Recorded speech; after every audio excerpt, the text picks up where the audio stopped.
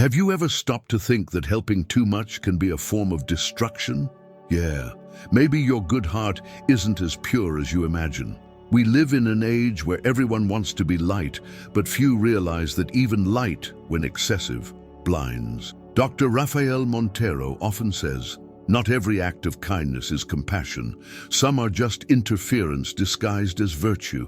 I reckon that phrase stings because it exposes the hidden side of our empathy, the desire to control, to feel needed, to feed our own ego while believing we're saving someone.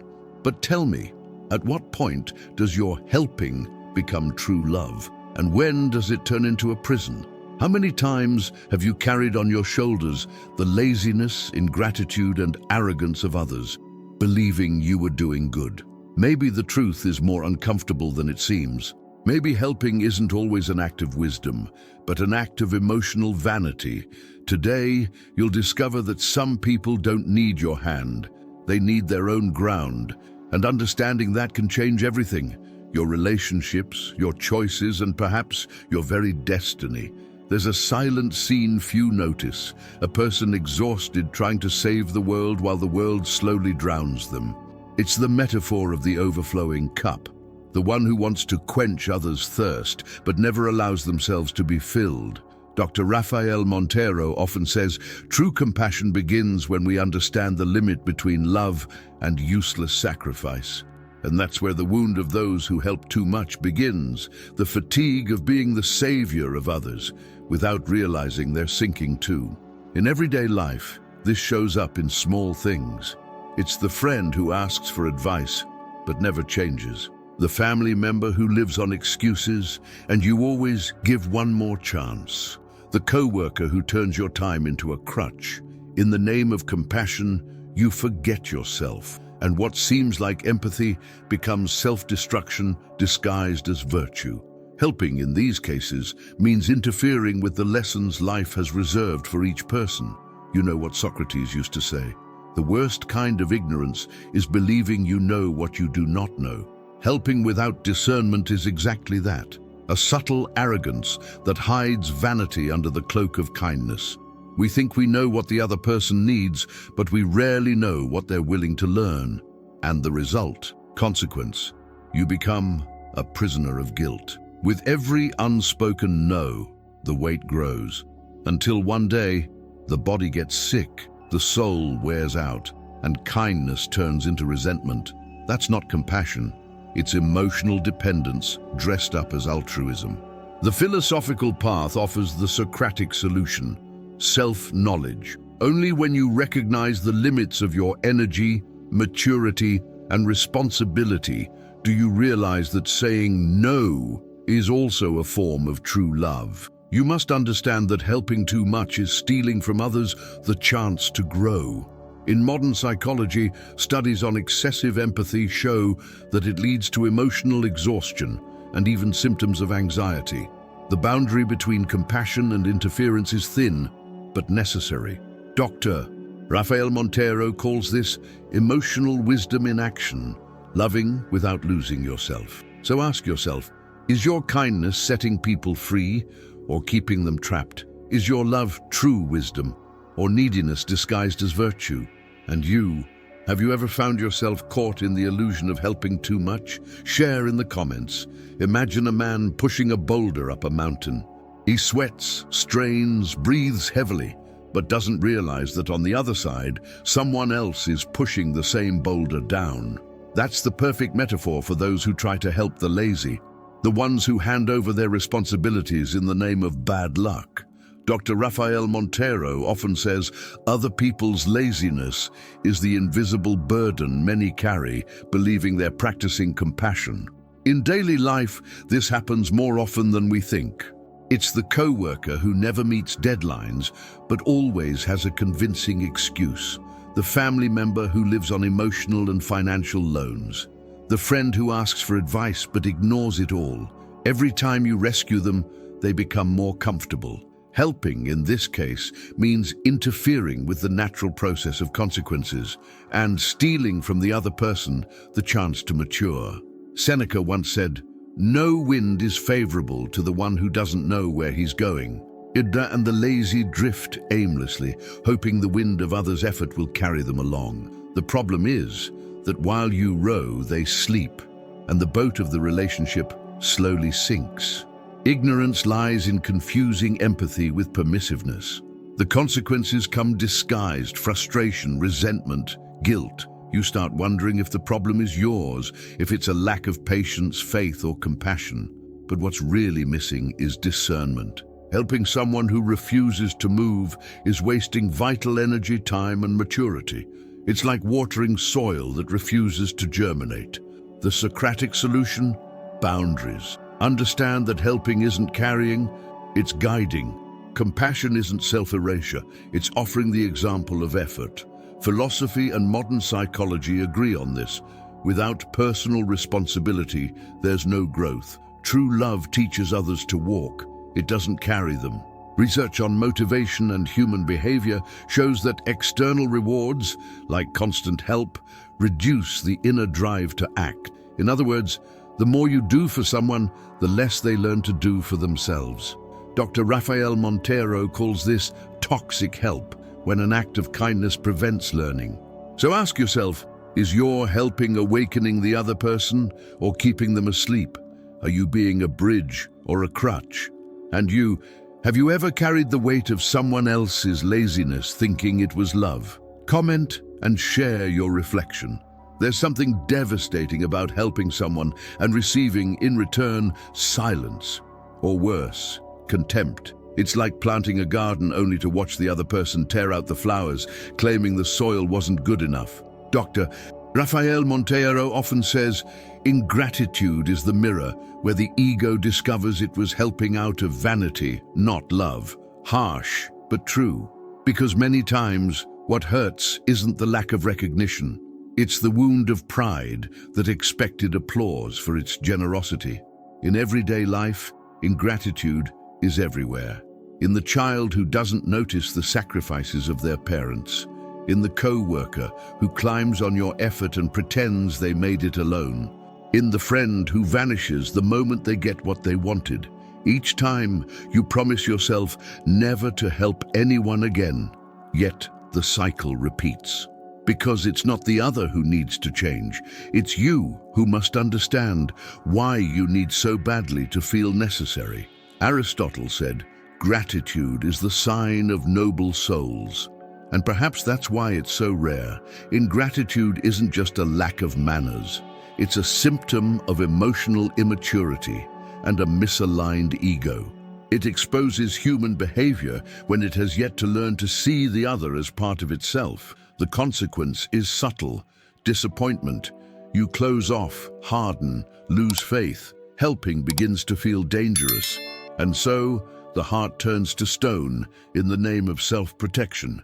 But Socrates would remind us, he who fails to recognize goodness remains a slave to his own ignorance. The ungrateful still live in the shadows of the ego, and it's up to you to decide whether to remain there with them.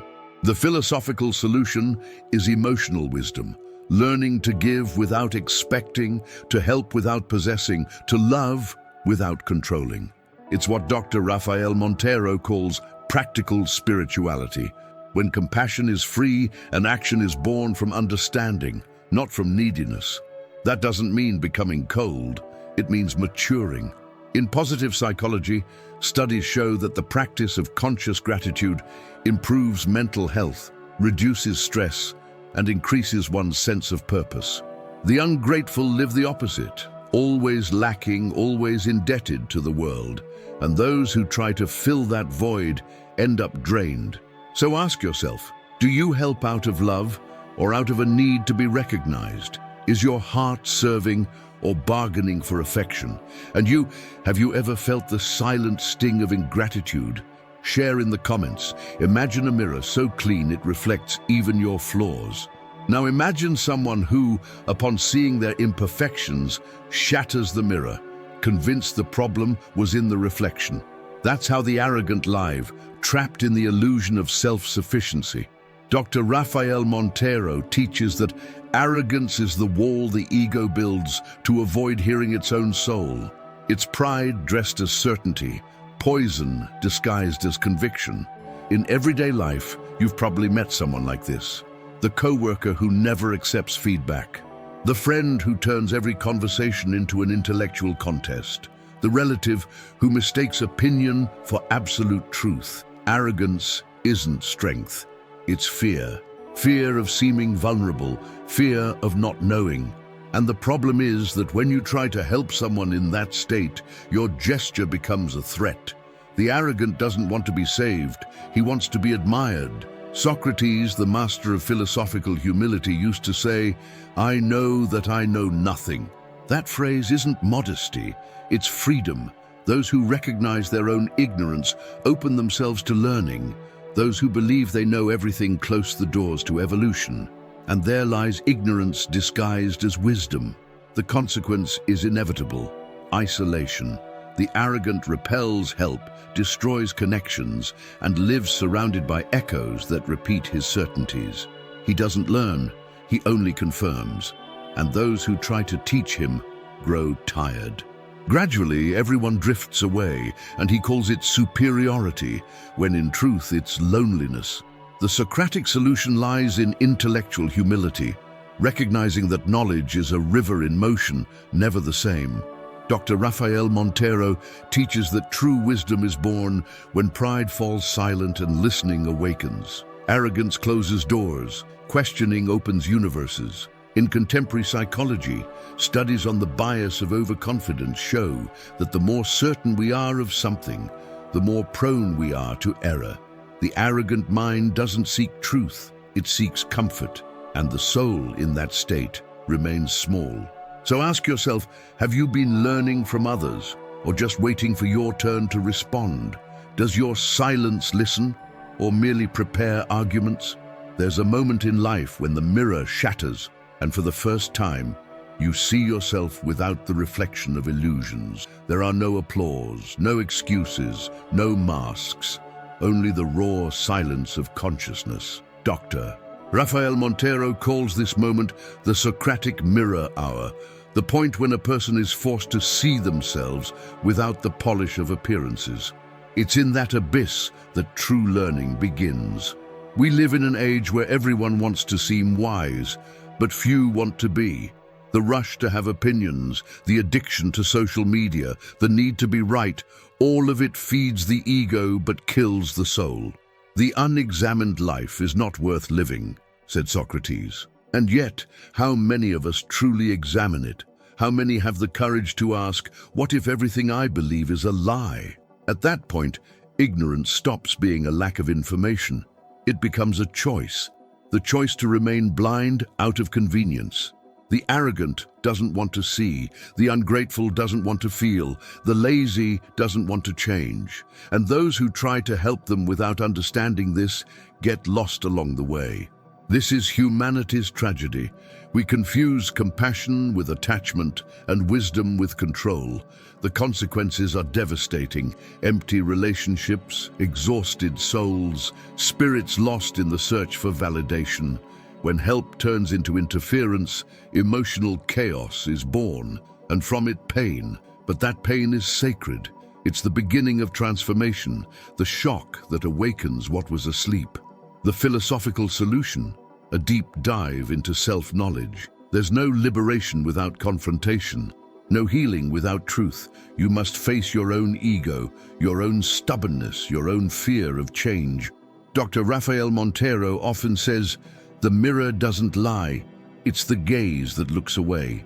In psychological terms, it's the moment of existential catharsis, when the individual realizes that their suffering doesn't come from others, but from their own resistance to evolve. Inner rebellion, denial, manipulation, all are defenses of the ego to avoid maturing. But philosophy, like therapy, only works when there is surrender. So I ask you, what if the greatest enemy of your peace is yourself? What if what you call love is only fear in disguise?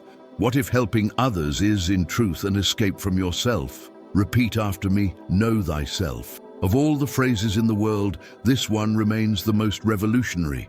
If this reflection is stirring something in you, like this video and subscribe to continue this philosophical dialogue. Comment, I want to see myself for real. There are people who seem fragile, but hide a refined darkness. They cry to manipulate, suffer to control, and call themselves victims to dominate. It's the theater of evil disguised as innocence. Dr. Rafael Monteiro calls it the psychology of the lamb with wolf's teeth. Individuals who rule through guilt, who confuse compassion with obedience. Helping them is stepping into a maze with no exit. The more you try to rescue them, the more you lose yourself. In daily life, this kind of malice is almost imperceptible. It's in the coworker who uses drama to avoid responsibility, in the partner who blames others for everything but never looks in the mirror, in the friend who turns every act of empathy into emotional debt. The manipulator doesn't ask for help, he hijacks it. His fragility is an emotional trap, and his power comes from your disarmament. Epictetus once said, "No man is free until he masters his passions," and the manipulator is a slave to his, dragging others into the same prison. He drains energy, destroys boundaries, and disrupts the practical spirituality of those who try to save him. The problem isn't evil itself, it's the naivety of those who insist on ignoring it. The consequences are severe. You feel confused, drained, guilty. You start doubting yourself, apologizing for things you didn't do. It's emotional inversion, goodness turned into guilt. Help becomes a chain, and love a prison. At that point, it's no longer the other who manipulates. It's you who chooses to stay in the game, afraid of being too harsh. The Socratic solution is conscious discernment, learning to see beyond tears, to listen beyond words. Dr. Rafael Monteiro teaches that helping with wisdom means distinguishing legitimate pain from emotional manipulation. True compassion doesn't allow itself to be blinded. It embraces, but it also confronts. Studies in behavioral psychology show that manipulative behavior triggers the mechanisms of guilt and excessive empathy, leading the helper to feel responsible for someone else's suffering. It's the addiction to saving. Liberation requires maturity, self-knowledge, and the courage to say, "This pain is not mine." So ask yourself, are you helping to heal or to be accepted? Are you loving the other or feeding the manipulator within them? And you, have you ever lost yourself trying to save someone who didn't want to be saved? Share your reflection in the comments. There's an old Socratic saying that echoes with irony. Insanity is doing the same things and expecting different results. And yet that's exactly what many people do. Repeat mistakes as if riding a broken carousel, believing that somehow the next turn will lead to a new destination. Dr. Rafael Monteiro calls this pattern the dance of foolishness, a vicious cycle where ignorance is a choice and suffering becomes a comfortable habit. In modern life, we see this in repeated relationships, recurring emotional and financial debts, and decisions that always lead to the same dead end. How many times has someone asked you for help for the last time, and how many times did you believe them? Foolishness isn't in making mistakes, it's in refusing to learn from them. And when you help someone who refuses to learn, you become an accomplice to stagnation. Plato said, "The penalty good men pay for indifference to public affairs is to be ruled by evil men. And the penalty the wise pay is to waste energy on fools." The problem isn't a lack of intelligence, it's a lack of consciousness. The foolish person lives under the tyranny of their own ego, believing the world must adapt to their stubbornness. They don't seek wisdom, they seek comfort. The consequences are predictable. Cycles that never break, relationships that decay, souls that grow old without maturing. You try to help, advise, teach, but the other prefers to repeat.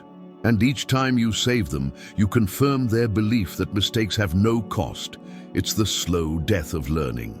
The Socratic solution, compassionate detachment. The emotional wisdom to understand that pain, sometimes, is the only teacher that works. Dr. Rafael Monteiro teaches that life has an infallible method of teaching, consequences. Don't steal that from anyone. The fool needs to fall, and you must let them hit the ground.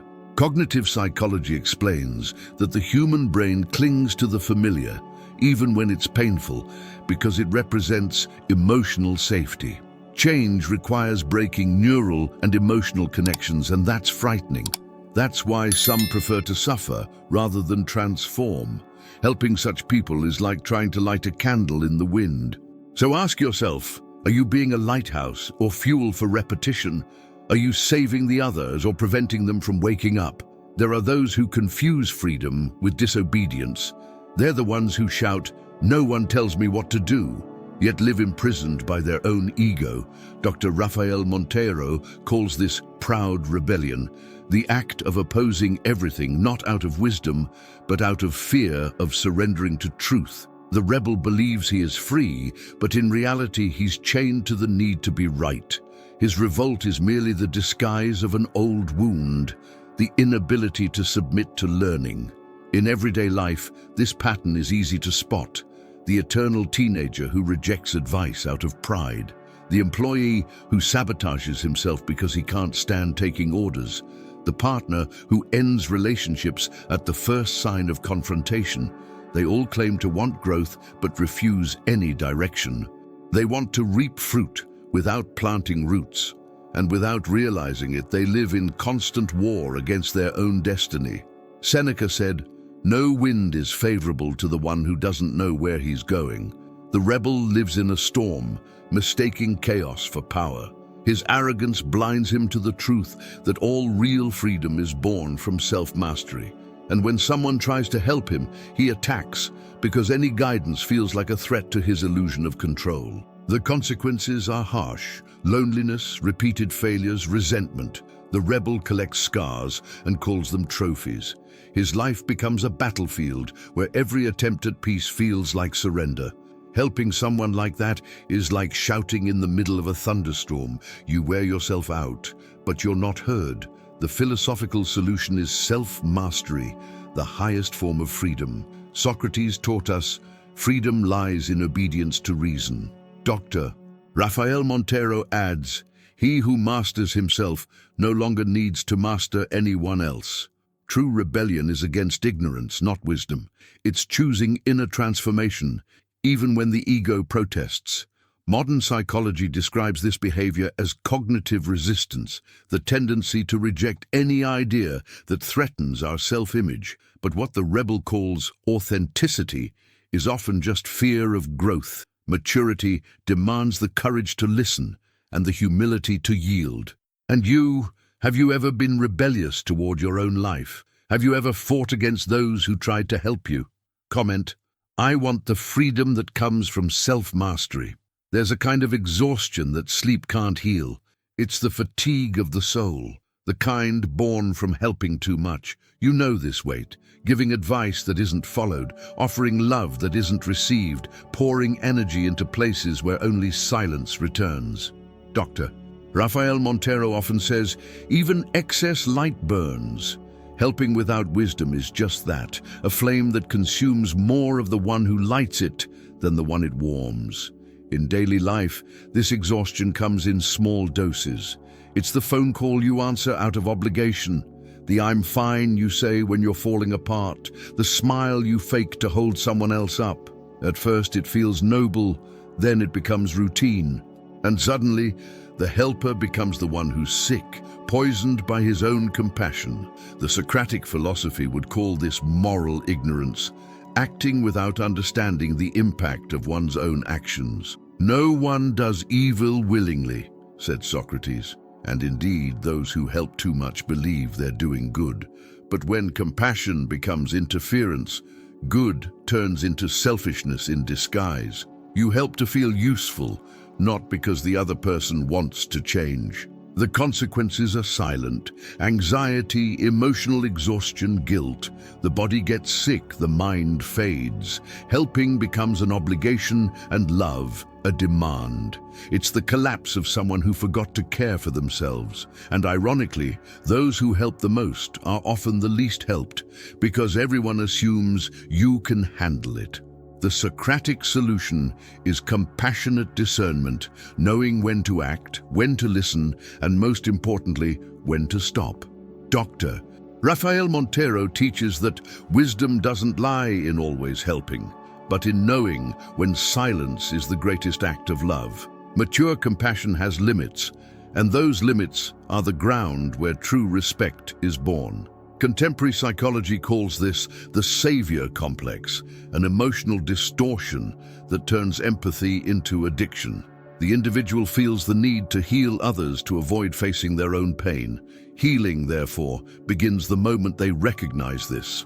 Helping less might be the first step toward living more. So ask yourself, do you help out of love or out of fear of being forgotten? Are you saving others or losing yourself in every attempt? If you're following this far, comment, wisdom is power. There is immense power in a short word, no. It's the sound of maturity, the silent cry of a soul that finally understands that to love is not to allow everything. Dr. Rafael Monteiro often says, the word no is the boundary where love becomes wisdom. Helping without limits is interference. Saying no with awareness is liberation. Yet for many, this boundary feels cruel, and that's why we remain trapped in draining relationships, toxic bonds, and guilt that isn't ours. In modern life, saying no is an act of spiritual rebellion. Social media teaches us that being good means being endlessly available.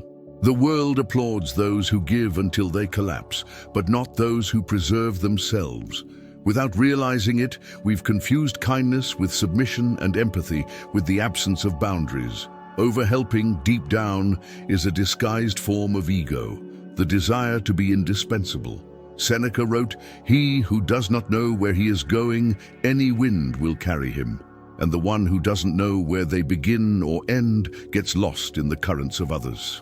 No is both anchor and lighthouse. It protects and guides. It is not the end of compassion, but its beginning. Only those with enough discernment to refuse also have enough love to remain whole. The consequence of lacking boundaries is always the same: exhaustion. The person who says yes to everything slowly ceases to exist. They lose their voice, their light, their very identity. The body says yes, but the soul screams no. Dr. Rafael Monteiro teaches that the silence of compassion is the one that lets the other walk alone. Sometimes, loving means walking away. In psychology, this emotional wisdom is called relational self-care, the ability to help without losing yourself. Studies show that people who set clear boundaries have more authentic relationships and suffer less from guilt and exhaustion. Practical spirituality teaches the same. True love doesn't imprison, it frees. The Socratic solution lies in balancing heart and reason. Socrates would remind us, measure is everything. The measure of when to be silent, when to act, and when to let others live their own consequences. Saying no is saying yes to your own conscience. So I ask you, do you have the courage to love with limits, the strength to help without losing yourself? And you, have you discovered the power of a no spoken with love? Comment and share your reflection. In the end, perhaps the greatest lesson of all this is simple and at the same time hard. Not everyone deserves your help, but everyone deserves their own experience. True compassion isn't interference, it's understanding. It's the wisdom to let life teach through the exact weight of consequences. Dr. Rafael Monteiro often says, love without discernment becomes poison. Love with awareness becomes healing. And that's the boundary that separates those who try to save the world from those who save themselves. Socrates left us philosophy's most urgent calling: know thyself. Those who know themselves understand their limits. Those who understand their limits understand the limits of others. And those who understand others' limits finally discover the balance between helping and letting live. There is no true spirituality without self-knowledge. There is no emotional wisdom without boundaries. And there is no true love without freedom. You're not in this world to be everyone's savior. You're here to be the example of someone who found peace amid chaos. This is the silent revolution of those who have learned that saying no is also an act of love, and that silence sometimes is the most compassionate word of all. May you find the point of balance between the heart that feels and the mind that understands, and may helping less allow you to help better. Comment, "I want to learn to love with wisdom." Subscribe and share this video because the next step may reveal something even deeper about the power of self-knowledge.